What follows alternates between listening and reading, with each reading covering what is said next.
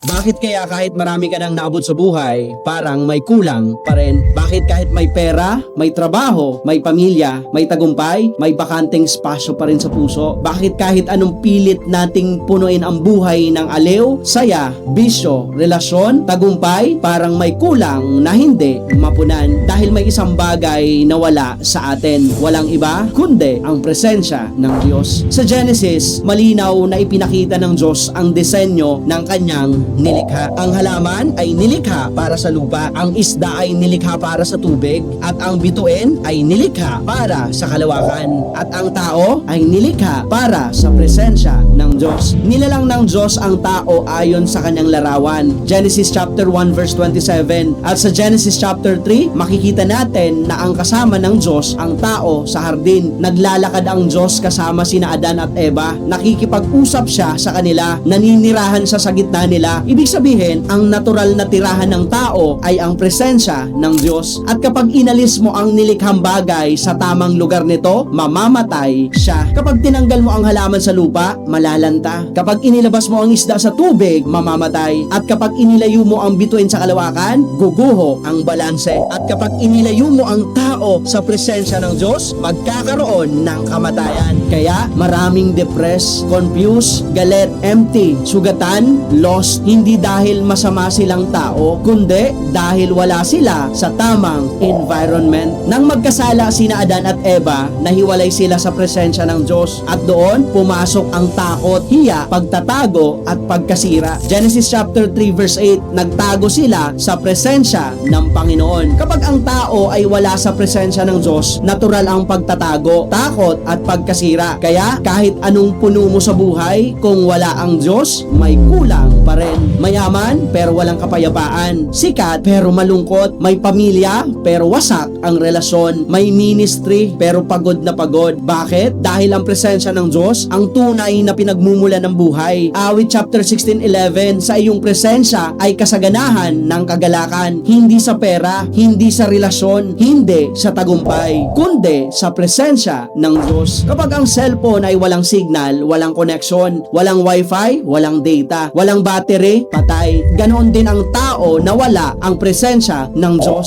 Walang direksyon, walang clarity, walang lakas, walang tunay na buhay. Si Moises, mas gusto ang presensya kaysa sa pangako. Sinabi ng Diyos kay Moises, ipapadala ko ang anghel ko, dadalhin ko kayo sa lupang may gatas at pulot. Pero sagot ni Moises, kung hindi mo kami sasamahan, huwag mo na kaming paalisin dito. Ibig sabihin, mas mahalaga ang presensya ng Diyos kaysa sa mga pangako ng Diyos. Mas mahalaga ang Diyos kaysa sa blessing. May mga taong successful sa career, successful sa negosyo, pero wala ang presensya ng Diyos. At kahit anong taas ng libad, kung wala ang Diyos, babagsak. Awit 127 verse 1, maliban ang Panginoon ang magtayo ng bahay, walang kabuluhan ang paggawa ng nagtayo nito. Sa krus, hindi lang tayo pinatawad, ibinalik tayo ni Jesus sa presensya ng Ama. Nang mamatay siya, napunit ang tabing ng templo mula itaas hanggang ibaba. Matthew chapter 27 verse 21, ibig sabihin, bukas na ang daan pabalik sa presensya ng Diyos. Hindi na kailangan ng pare, hindi na kailangan ng handog, at hindi na kailangan ng ritual.